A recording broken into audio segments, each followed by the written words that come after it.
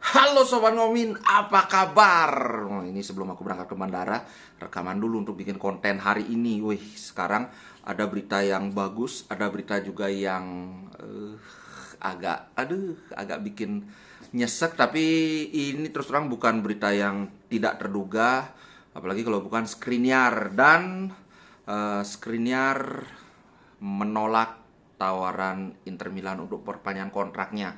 Jadi dia itu minta 8 juta, Inter cuma sanggup ngasih 6,5 juta plus add-on, plus bonus segala macam. Terus dia mau mengurangi jadi oke deh 6,5 juta, tapi 6,5 juta itu gaji pokok aja.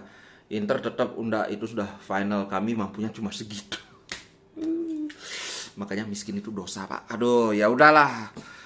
Mungkin musim ini adalah musim terakhir kita bersama Skriniar. Yang penting kita tetap respect. Dia minta 8 juta, mungkin Inter nggak sanggup, tapi memang ya sangat layak sih dia mendapat gaji segitu, ya anggap aja memang karena miskin. Berita berikutnya adalah ini, aku biar nggak lupa. Lautaro soal ini, sedikit tentang kemarin pertandingan Inter Milan lawan AC Milan. Banyak sekali media yang memuji penampilan Inter Milan, terutama Simone Inzaghi.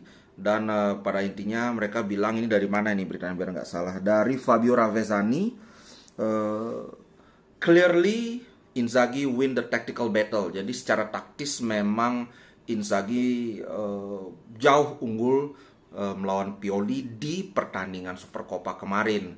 Jadi buat kawan-kawan yang ngotot Inzaghi miskin taktik, hey, tolong berpikir dikit aja, oke? Nah, sekitar 2 minggu dari sekarang kita akan menjalani pertandingan leg kedua lawan AC Milan di Serie A. Nah, sekarang ini PR buat AC Milan sih, karena apakah mereka bisa memperbaiki apa yang hilang di pertandingan kemarin, karena pertandingan kemarin itu benar-benar kalah kelas AC Milan. Apakah dalam 2 minggu mereka bisa mencari apa yang salah? Kalau kemarin kan salah satu alasannya karena si Tata Rusano kan, si Maignan kan masih apa ya, masih cedera. Tapi aku sih agak ragu, ini bukan masalah kiper, lebih ke organisasi permainan mereka, dan memang mereka tidak mampu mengimbangi serangan Inter yang serangan balik terutama yang sangat cepat. Dan bahkan ketika build up dari yang dimulai dari Hakan sangat cepat juga. Kemudian kalau kawan-kawan ingat gimana gol terakhir si Lautaro Martinez itu berawal dari umpan jauhnya Skriniar, itu dari belakang langsung umpan jauh ke depan, dan mereka gagal menghentikan itu. Jadi ya ini lebih ke secara organisasi permainan mereka, memang ini bukan masalah kipernya siapa. Itu sih menurutku. Nah, kemudian ada berita menarik nih dari agennya Franck Kessié, akhirnya merilis pernyataan resmi melalui sosial medianya bahwa mereka membantah tentang rencana pertukaran si Kessié dengan Brozovic. Kalau aku sih ya syukur. Bayangkan nanti lawan Milan, Brozo udah main, Hakan kembali didorong ke depan ke center midfielder.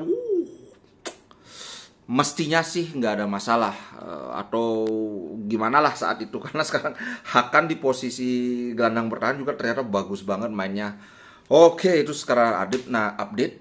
Sekarang aku mau bahas soal Lautaro Martinez. Ini juga sosok yang sangat sering, bukan sangat sering sih, lumayan sering mendapat kritikan, terutama karena paling awal aku ingat itu ketika musim lalu dia ada 9 pertandingan berturut-turut gagal mencetak gol, kemudian dikritik lah segala macam, bilang tidak konsisten, jual aja, striker bapuk, finishingnya mimbli, dan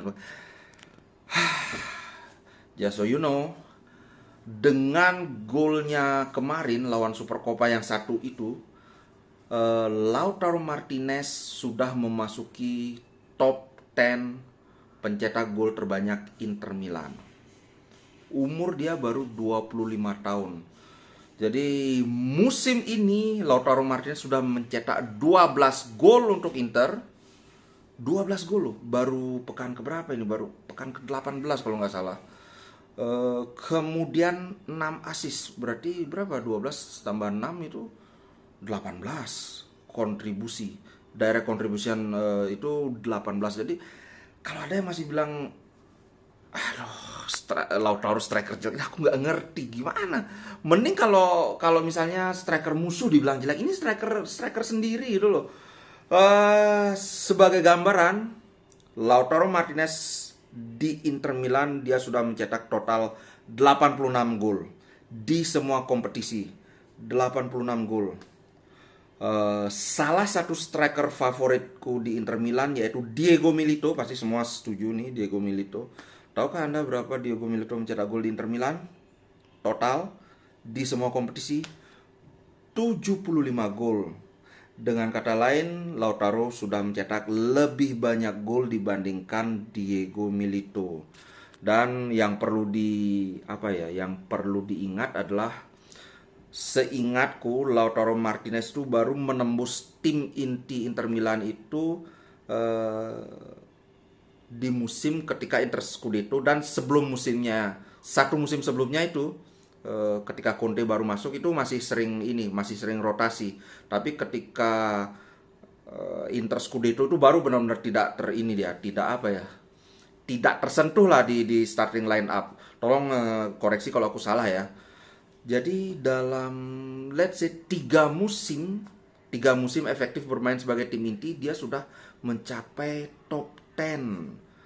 86 gol total di semua kompetisi. Kalau kalian masih ada yang bilang ini striker jelek, aku sudah tidak paham lagi, saudara-saudara. Ngomong-ngomong, tadi pagi Juventus main, sudah hampir seri tapi akhirnya menang. Aduh, sayang sekali. Coba seri kan lumayan, kita bisa kesempatan buat nyalip kan. Tapi enggak apa. Kapan Inter Milan main aku belum cek schedule. Mungkin nanti malam aku akan buat konten lagi. Untuk saat ini itu dulu guys. Semoga tidak terlalu kecewa dengan keadaan Skriniar, dan tetap dukung Inter Milan, terutama Lautaro Martinez dan juga Simone Inzaghi, pelatih yang kaya taktik menurutku. Kalau kawan-kawan bilang Inzaghi minim taktik cuma karena formasi dia 3-5-2 nggak diubah-ubah, itu berarti kurang paham sepak bola berarti. Sorry to say ya, jangan tersinggung lo ya. Oke, itu dulu guys, sampai jumpa di konten berikutnya. Ciao.